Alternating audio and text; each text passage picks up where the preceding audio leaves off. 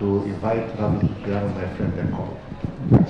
Mitchell, thank you very much for this kind invitation. I would like to thank the organizers for having me on the program and for also giving me the chance to talk about some ideas of these two important techniques.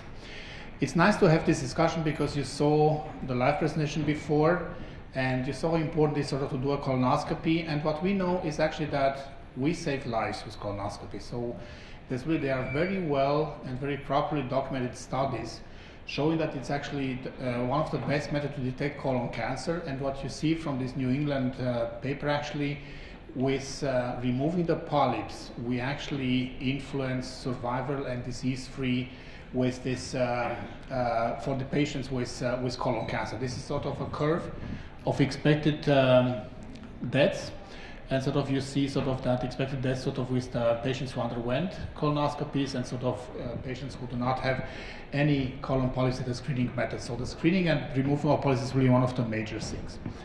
Again, sort of, if you allow me just a brief sum up, sort of, you know, this carcinoma, adenoma carcinoma sequence, and you know that we have the opportunity sort of to get to the polyps in these 10 years, and ideally what we want to get them is sort of to try to get them as early as possible when they're still benign, and also sort of what we do with adenocarcinoma in order to prevent the advanced disease. Now, as you know, sort of it all comes down to layers in the mucosa, layers in the colon, and we talk about sort of from the lumen side we have the mucosa, which is a thin layer of cells that's stuck up. Then we get the muscularis mucosa, sort of the very thin layering. Then we get a submucosal space, muscularis propria and serosa. This is on the right side. You see the image that histopathologists look at and based on which they are supposed to give us the answers to all the questions. Now, the other thing is sort of when we look at lesions, we look at superficial lesions, and these are the ones that we afterwards get as labeled as low-grade, high-grade, or non-invasive cancers. Are lesions that even though they are turning malignant, they remain at level of epithelium. So these are the so-called M1 non-invasive cancers. What we then do, we get invasive intramucosal cancers, and these are the cancers that go through the epithelium into the lamina propria and all the way to the muscularis mucosa. Now we talk about very micron and sort of you want really hair splitting, looking at the microscope, but it's important because once the lesions start breaking this boundary of the muscularis mucosa, then they get close to the vessels, and then the risk of moving into the lymph nodes actually is getting greater. So when we get into a submucosal invasion, there are some subclassification on towards the depth of the submucosal invasion, and now we talk about still very early cancers. These are T1 cancers, so these are very early stage cancers. And we have the submucosal 1 to 3. This depends a little bit how deep the tumor invades the submucosal space. And once we have reached the muscularis propria, sort of the proper layer of the muscle layer, then we get into a T2. So these are lesions that we do not call anymore superficial and preliminary cancers. Now, what we also know, sort of, there is a difference in the definition of submucosal invasion. You saw this morning, you saw an example of squamous cell carcinoma. The boundary here is locked at 200 micrometers, so 0.2 of a millimeter. If you have deeper invasion, then you're already beyond SM1. In the stomach, in the esophagus, for adenocarcinomatous lesions, you have a half a millimeter, so 500 micrometers. In the colon rectum, the SM1 definition is about 1 millimeter. And again, the idea is sort of that we like to differentiate between these non-invasive and invasive carcinomas to understand how we go. I think again that beyond this SM1, the SM2, SM3, the rate of nodal involvement is actually getting higher. So regardless on how well we remove the superficial lesion, the risk of cancer cell having moved already to the lymph nodes is actually higher. And the consensus is already that for superficial lesions, we can all remove them by mucosectomy, and I'll go into the techniques a little bit sort of on how to do that. That for anything that invades the submucosal space and has a risk of infiltrating the lymph nodes, then surgery is actually the way of treating it, and this is a really general consensus on how we approach these lesions. And we have sort of, if you want, somehow this niche here of about SM1 lesions which are optimally removed by ESD and probably incompletely removed by EMR. Now, these are nicely cross-sectional classification engines, but what we do actually when we appreciate these lesions, we appreciate them from the luminal side. So how do we appreciate the depth of involvement when we look at the lesions? Because we will not always get this whole wall thickness to appreciate exactly where the tumor or the polyp goes. And you know, you're familiar with this Paris classification, including these protruding lesions, then the flat elevated lesions and the flat lesions. I don't know how many of you use this in your reports on a regular basis, or to report each polyp, what the Paris classification is and what not. I admit that I don't do it every time. And sometimes the difficulty also comes, this is a study published 3 years ago looking at the intra-observer variability of really experts in this area. And they were actually asked to label this kind of polyps to say whether they are protruding, whether they are flat, elevated, and so on. And when you look at the agreement between experts, now we are talking about here about really centers with very high level of expertise, the kappa statistics show a moderate to fair agreement. So probably the price classification is very good and well, but it's not ready for prime time yet, I think. I think we still need to have a more simplified way of looking at this thing. Now, you also heard people about, and again, I don't know how many of you regularly use this Kudo classification, the pit pattern. Here again, you have to have a very good, optically very highly performant endoscope where you can actually zoom and you can look at actually the surface. Again, you need to spend time to do this, and this is something that in the daily practice is sometimes coming short. But again, you look at the way that the patterns are, you see here for the slides, they actually even color this with metal and blue. They sprayed metal and blue on that. I'm not sure how many of us are really doing this readily every time. But you can see actually what's good about it is sort of if you look at this, when the crypts start disappearing, where the crypts start getting really, you get an image of a homogeneous flat area, then that means that the tumor cells are probably, you're seeing here submucosa. So this indicates that you are probably already getting into very deep. And the idea is that sort of you can go all the way up to here to Kudo 5, but this certainly become also irresectable endoscopical cancers. So you can appreciate by looking at the polyps and really sometimes taking the polyps to do that. Now, how should we do about polyps and what these are called, these LSTs, these lateral spreading tumors? It all comes down a little bit to the endoscopic skills. I mean, removing a polyp with a cold snare is probably fairly easy, like juggling a ball, and sort of that sort of we get used, and these are the first things that we train. Endoscopic mucosal resection is getting a bit more complicated. You have to handle like 2 or 3 devices. It's not always that stable. It's not always that staying readily.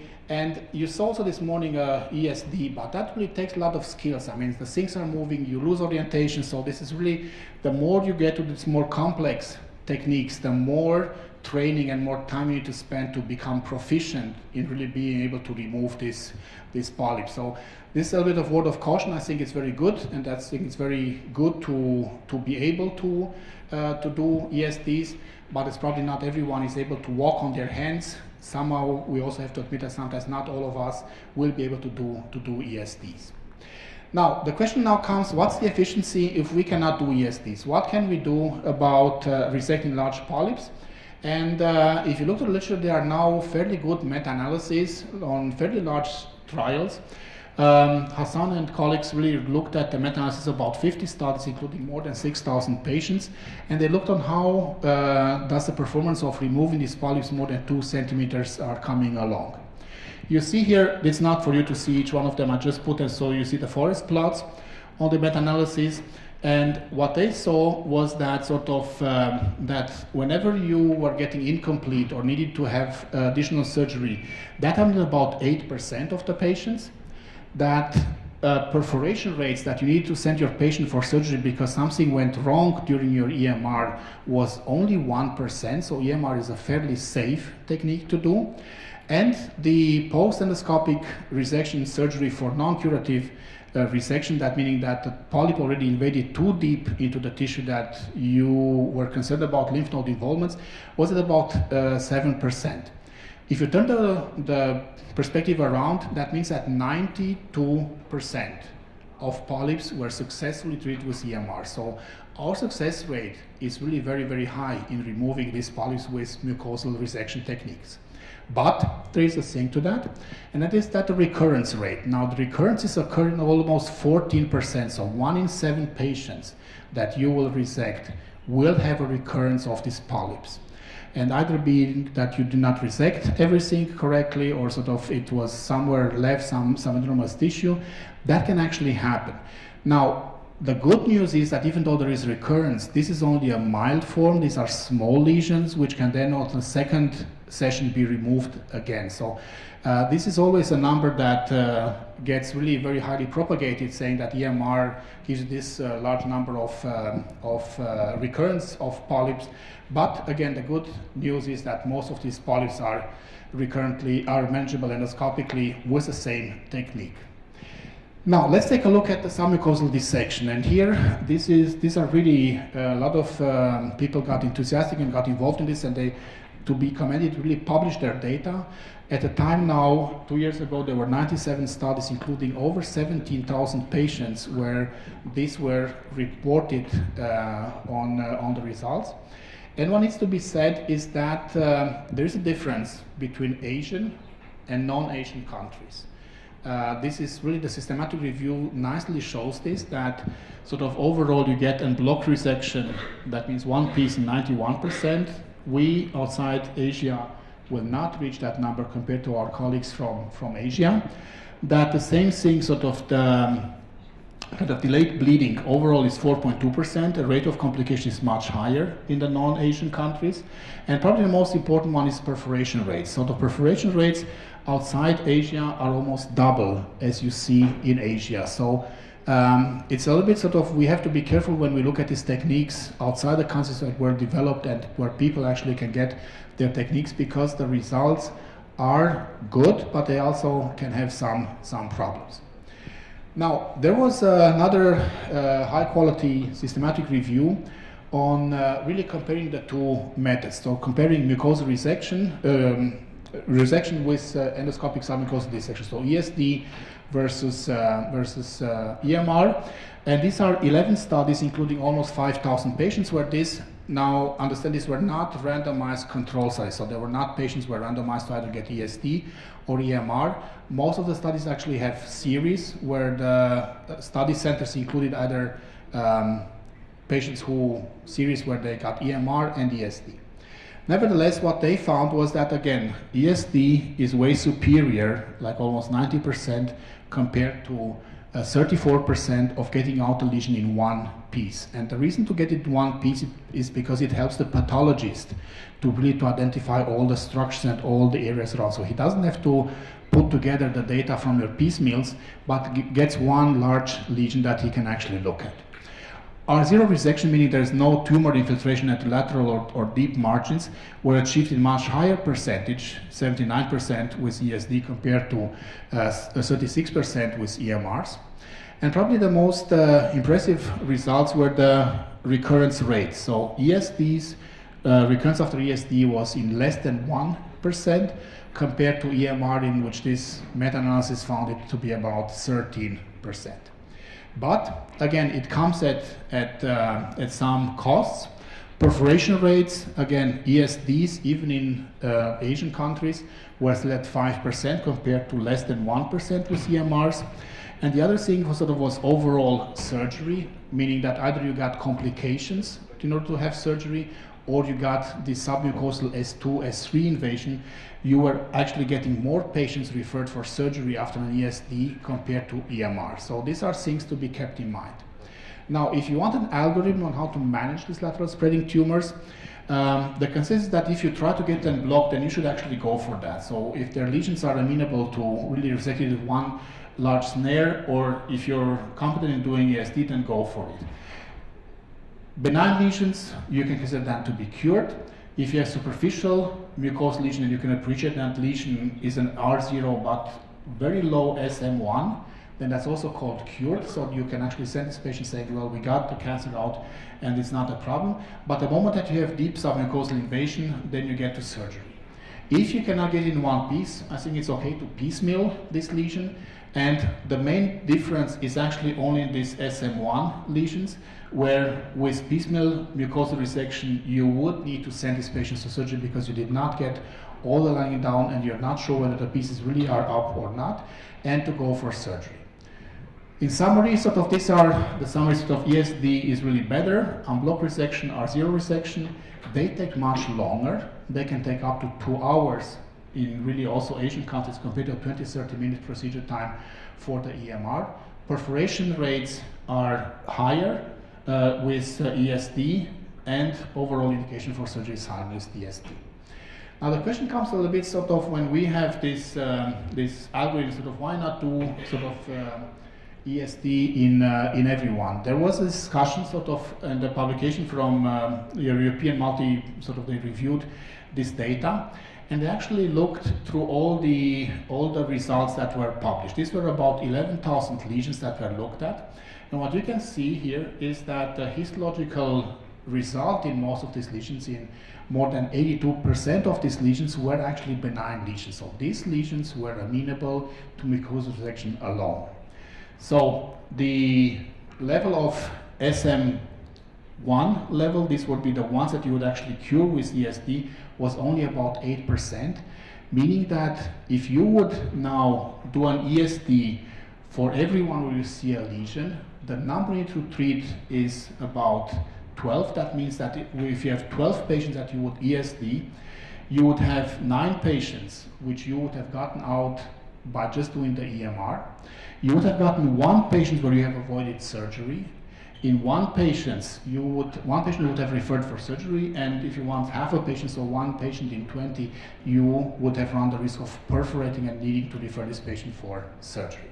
So that means that ESD is a good technique, but we also should be careful sort of not to overstate it and do that.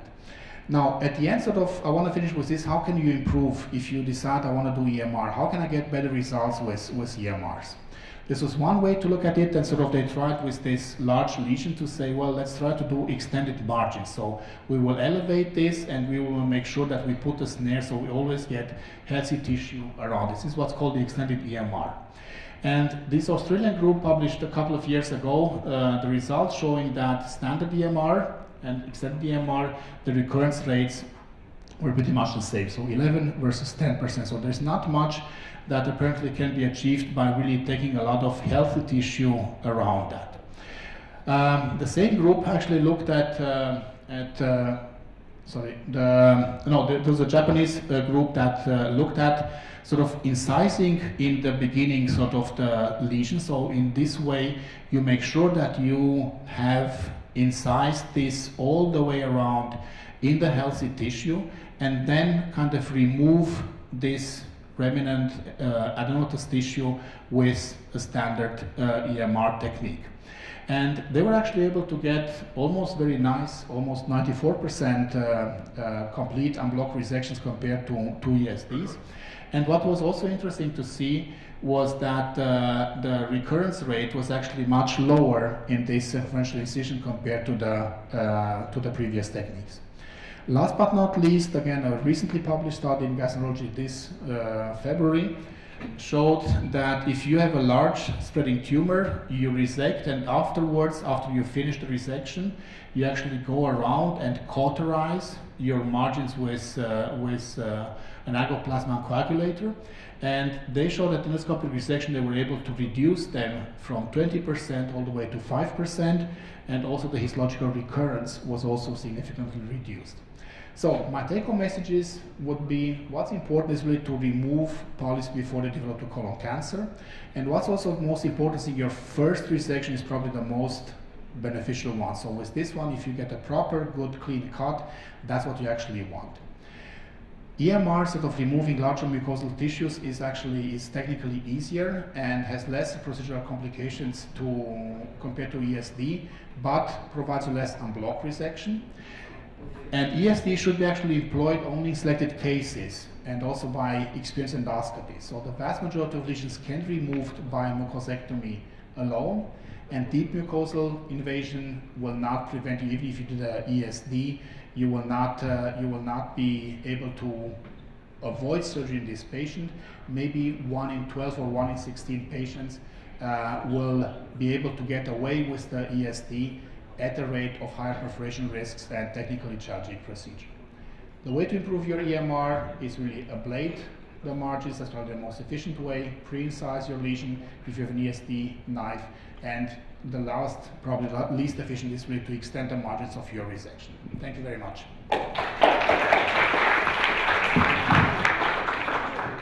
Thank you very much, Radu, for this